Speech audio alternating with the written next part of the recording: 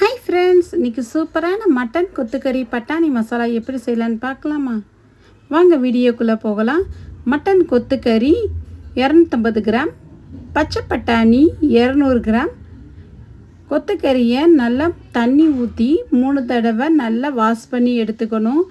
நல்லா கழுவிட்டு தண்ணி இல்லாமல் கையில் இருக்க பிழிஞ்சு ஒரு பவுலில் மாற்றி வச்சுக்கலாம். இப்படி 3 தண்ணி ஊற்றி கழுவிக்கலாம். கழுவுனாதான் அதில் உள்ள கவுச்சி ஸ்மெல் போகும். மட்டனை இந்த மாதிரி கொத்துக்கறி மாதிரி செஞ்சு சாப்பிடும்போது டேஸ்ட்டு சூப்பராக இருக்கும். நல்லா 3 தண்ணி ஊற்றி கழுவியாச்சு. 2 தக்காளி பழத்தை மிக்சியில் அரைச்சி பேஸ்ட்டாக ரெடி பண்ணி வச்சாச்சு. மசாலா ரெடி பண்ணிக்கலாம். அடுப்பு ஆன் பண்ணி குக்கரை அடுப்பில் வச்சுக்கலாம்.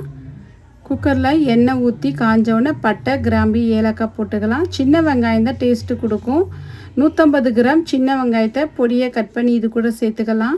வெங்காயம் நல்லா வதங்கட்டும். வெங்காயம் லைட்டாக கண்ணாடி பதம் வந்தோடனே அது கூட மல்லி இலை போட்டுக்கலாம். மல்லி இலை போட்டு இது கூட 2 ஸ்பூன் இஞ்சி பூண்டு பேஸ்ட்டு போட்டுக்கலாம். போட்டு நல்லா வதக்கி விட்டுக்கலாம். பச்சை ஸ்மெல் போகணும். இஞ்சி பூண்டு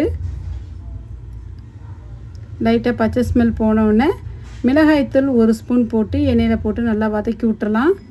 இது கூட குழம்பு மிளகாய்த்தூள் அரைக்கரண்டி போட்டுக்கலாம். அதையும் நல்லா எண்ணெயிலே நல்லா வதக்கி விட்டுக்கலாம். அரைச்சி வச்ச தக்காளி பேஸ்ட்டை சேர்த்துக்கலாம். தக்காளி பேஸ்ட்டு போட்டு நல்லா தக்காளியோட பச்சை ஸ்மெல் போகிற அளவுக்கு லைட்டாக வதக்கினா போதும். வாஷ் பண்ணி வச்ச கொத்துக்கறியும் சேர்த்து அதையும் வதக்கி விட்டுக்கலாம். கொத்துக்கறி மசாலாவுக்கு தேவையான அளவு கல்லுப்பு 1 ஸ்பூன் போட்டுக்கலாம். போட்டு நல்லா வதக்கி விட்டுக்கலாம்.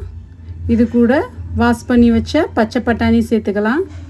பச்சை பட்டாணி சேர்த்து ஒரு 5 நிமிஷம் வதக்கி விட்டுட்டு இதுக்கு வேக வைக்க தண்ணி ஊற்றிக்கலாம். தண்ணி ஊற்றி குக்கரை வெயிட் போட்டு விசில் போட்டு வச்சிடலாம்.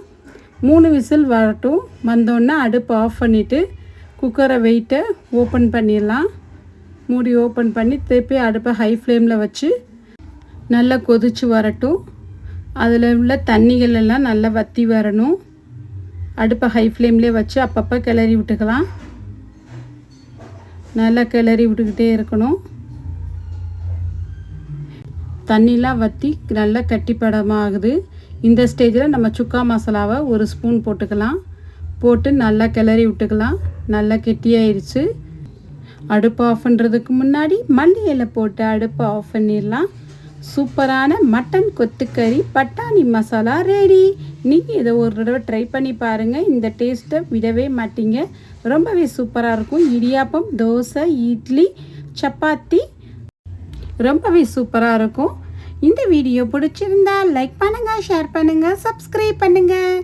நெக்ஸ்ட் விளாக்கில் பார்க்கலாம். பை. தேங்க்ஸ் ஃபார் வாட்சிங்.